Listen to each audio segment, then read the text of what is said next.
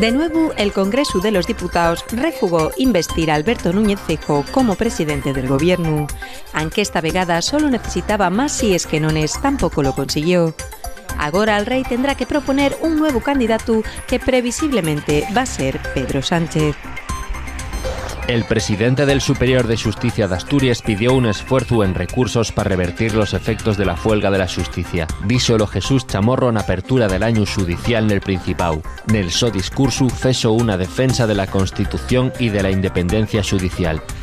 El Principado va a destinar 5.700.000 euros a los ganaderos afectados por la seca.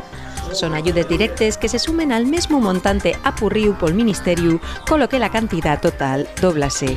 Anunciólo na Xunta el consellero de Medio Rural. El vecín de San Roque de la Cebal arrollado por un tren sigue grave en el Uca, aunque la so vida no corre peligro. Los vecinos de la zona piden medidas de seguridad urgentes para evitar el peligro que anguaño supón el paso a nivel Nesi punto. El nuevo albergue de animales de la contorna d'Avilés para 13 concellos va a construirse en terrenos cedidos por el concello de Candamu. Está previsto que les obras empiecen a mediados del próximo año. Anuncióse na Xunta del Consello de Administración del Consorcio Albergue Refugio de Animales, celebrada en el Concello d'Avilés.